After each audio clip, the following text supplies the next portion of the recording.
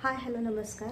आजची पोस्ट करण्यामागे एक वेगळा उद्देश आहे. ॲक्च्युली तुमच्याशी काही शेअर करावंसं वाटलं म्हणून ही पोस्ट करते आहे. त्याचं झालं असं की मी ठाण्यावरून माझ्या घरी परत येत होते लोकल ट्रेनने. दुपारची वेळ होती आणि इतकं भयंकर ऊन जाणवत होतं की लोकल ट्रेनमधल्या सीटसुद्धा तापलेल्या होत्या, नॉर्मल डब्यातल्या, जनरल डब्यातल्या. आणि ट्रेन पकडली, मी ट्रेनमध्ये चढले आणि हे बसले सीटवरती. आणि बॅक साईड इतकी गरम होती. समोर माझ्या एक बाई बसल्या आणि त्या मध्यम वयाच्या होत्या. त्या पण हाशहुश करत होत्या. आम्ही दोघी एकमेकीकडे बघून स्माईल केला आणि जस्ट असं म्हटलं, हो किती यावर्षी उन्हाळा जाणवतोय वगैरे. म्हणजे आतमध्ये तर गरम फॅनचा वारा जो येत होता तोही गरम येत होता. आणि पाठीमागे आम्हाला पाठ टेकावीशी वाटत नव्हती कारण मागची सीट तापलेली होती.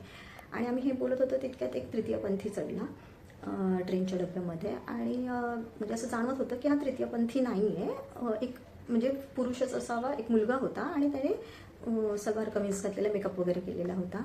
म्हणजे जनरली बरेच जण असे तृतीयपंथीचं हे करतात ट्रेनमध्ये. पण ह्याचं असं एक सांगण्यामागचं हे आहे या व्हिडिओजमध्ये की त्याची जी बोलण्याची पद्धत होती, जी त्याची स्टाईल होती ती थोडी एक वेगळी होती. म्हणजे तो पैसे मागत होता सगळ्यांना. काही जण देत होते, काही जण नव्हते देत. तर त्याचं म्हणणं होतं, जो पैसे दे रहे हैं उनके बैंक में भी पैसे हैं फिर भी दे रहे हैं, जिनके बैंक में नहीं है पैसे वो तो घर में ही रखते हैं. लेकिन कुछ भी हो जाए, लेकिन अपने फेस पे स्माइल तो आप लोग रख सकते हैं, क्यों मुंह बनाए रख सब लोग है.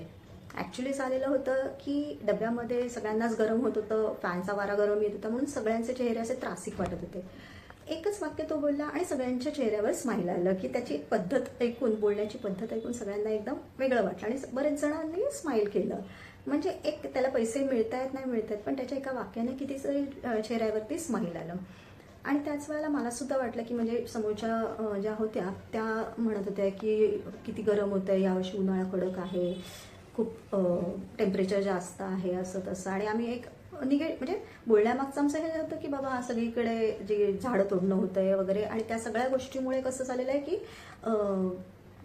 गरमी वगैरे, ग्लोबल वॉर्मिंग वगैरे, एक आम्ही जनरल टिपिकल टॉपिक जो नेहमी चालू होतो तो चालू झालेला. आणि आम्ही फक्त म्हणजे एक त्याच्यावरती संभाषण चालू होतं. एकंदरीत आमच्या संभाषणाचा सूर हा तक्रारीसारखाच होता की लोक झाडं हे करतायत आणि कन्स्ट्रक्शन वाढलंय आणि हे ते वगैरे, असं आमचं एक संभाषणामध्ये तक्रार होते. आणि त्यामुळे आमच्या जो बाहेर ॲटमॉस्फिअरची गरमी होती ती आणखी आमच्या संभाषणात उतरत होती. आणि एकदम मला असं जाणवलं की एक 2 मिनिटापूर्वी जेव्हा तो तृतीयपंथी आला होता त्यावेळेला त्याने आपल्याला सगळ्यांना असं सहज म्हटलेलं होतं जे स्माईल करा, आणि 2 सेकंदासाठी सगळ्यांच्या चेहऱ्यावर स्माईल आलं होतं.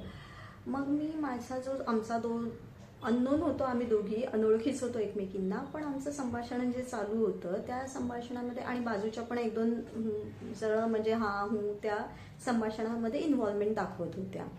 आणि मग मी अचानक त्या संभाषणाची डायरेक्शन, दिशा वेगळीकडे नेली. मग जस्ट त्यांच्याशी बोलता बोलता बोलले की हो.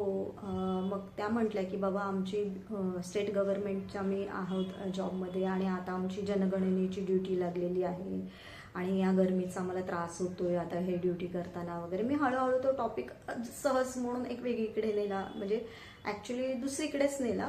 माझ्या माझ्या भाच्याचं आता लग्न झालं तर त्या टॉपिककडे मी हे केलं की लग्नाचा टॉपिक, मग जेनझीचा टॉपिक, न्यू जनरेशन, असं करत करत असं हे केलं की नाही आता आपण रिटायरमेंट लवकर रिटायरमेंट घेतात वगैरे, असं कुठेतरी वेगळीकडे आमचा टॉपिक गेला. मग फिरण्याचा टॉपिक निघाला आणि असं करत करत आमचे छान वेगवेगळे टॉपिक सुरू झाले. आणि त्या सगळ्यामध्ये म्हणजे त्याही बोलत होत्या, मीही बोलत होती, आजूबाजूच्या 1-2 आणखीन होत्या मुली बायका, त्या पण इन्व्हॉल्व झाल्या. आणि सगळ्यांचं जे पहिलं हाशहुश चालू होतं गरमीमुळे त्या अचानक निघून सगळे त्याच्यामध्ये मस्त समरसून गप्पा मारायला सुरू झाल्या. आणि त्या आणि ज्या समोरच्या बाई होत्या त्या आम्ही दोघीजणी छानच गप्पा मारत होतो. आणि असा करत आमचा अर्धा-पाऊण तासाचा प्रवास कुठे संपला हेही आम्हाला कळलं नाही. आणि मग नंतर एकमेकींना बाय करून जेव्हा मी उतरले, माझ्या स्टेशन आलं त्यावेळेला मला असं हे जाणवलं की ही एक पाऊण तासाचा जो आपल्याला त्रासदायक वाटणारा प्रवास होता तो गप्पांच्या ओघामध्ये कळलंही नाही आणि सुखकर झाला. आपल्या आयुष्यामध्ये पण ॲक्च्युली हेच नाही का होत की आपल्या आयुष्यामध्ये जे वाईट प्रसंग येतात किंवा काही काही वेळेला आपण म्हणतो की नाही माझा खराब टाईम चालू आहे, म्हणजे 7:30 चालू आहे.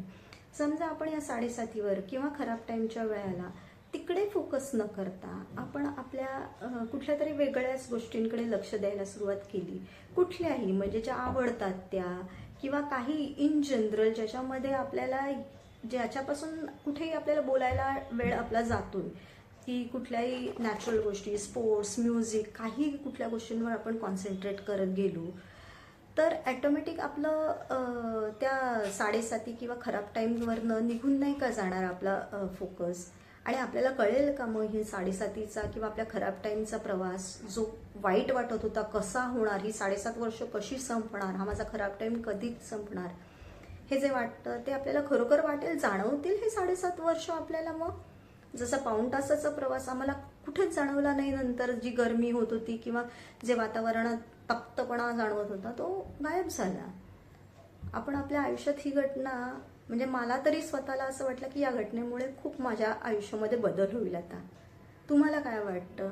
खरोखर आपण आपल्या वाईट गोष्टीकडे फोकस करणं गरजेचं आहे का आपल्याकडे जे चांगलं आहे ते, किंवा जे नाही आहे चांगलं त्या गोष्टींना कसं मिळवता येईल, किंवा त्या गोष्टींमध्ये आपण इन्व्हॉल्व झालो, त्याच्यामध्ये मन गुंतवलं तर आपला हा खराब प्रवास जो काही टाईम चालू असेल तो निघून जाणार नाही?